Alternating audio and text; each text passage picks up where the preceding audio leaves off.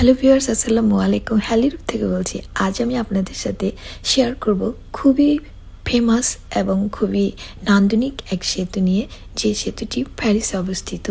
এই সেতুটিতে এখন বিভিন্ন দেশের টিকটকাররা এসে শ্যুট করে, বিভিন্ন বিয়ের শ্যুট হয়, বিভিন্ন মুভির শ্যুট হয়, অনেক মুভিতে দেখানো হয়েছে। কিছুদিন আগে একটা ইন্ডিয়ার মুভিতে এখানে শ্যুট করা হয়েছে। তো আজ আমি এই সেতুটি নিয়ে কথা বলবো। সেতুটির নাম হয়েছে পন্ত দো বীর হাকিম। পন্ত বীর হাকিম সেতু প্যারিসের অন্যতম জনপ্রিয় ও দর্শনীয় সেতু। এই সেতুটি সেইনের উপরে অবস্থিত এবং প্যারিসের 15তম ও 16তম অঞ্চলকে সংযুক্ত করে।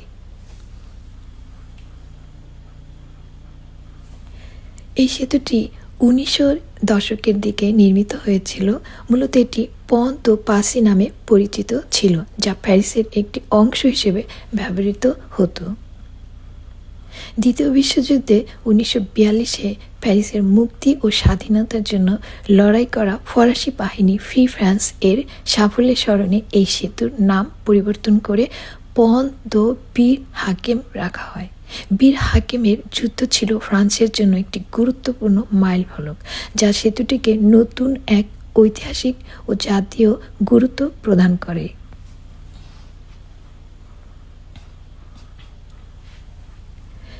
বীর হাকিম সেতুর একটি বিশেষ বৈশিষ্ট্য হলো এর দ্বিস্তরীয় কাঠামো। উপরের স্তরে প্যারিসের এরিয়ে সি ট্রেন চলাচল করে, যেখানে নিচের স্তরে যানবাহন ও অন্যান্য পরিবহন চলাচল ব্যবস্থা রয়েছে।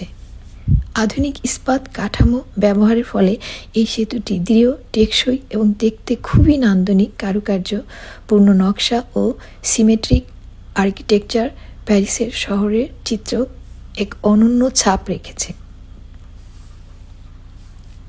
আজকের দিনে এই সেতুটি প্যারিসের অন্যতম আকর্ষণ হিসেবে বিবেচিত হয়। এটি অসংখ্য চলচ্চিত্র, ফটোগ্রাফি ও ভ্রমণ বৃত্তান্তের অংশ এবং প্যারিসের ঐতিহ্য ও আধুনিকতার এক মিলনস্থল হিসেবে কাজ করে।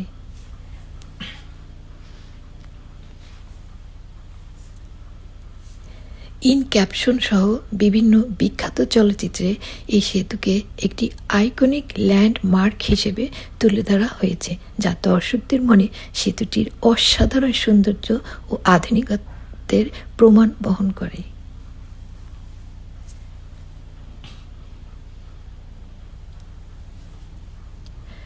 পন্ত বীর হাকিম শুধুমাত্র একটি সেতু নয়, বরং এটি প্যারিসের ইতিহাস, স্বাধীনতা ও উন্নয়নের এক গুরুত্বপূর্ণ প্রতীক।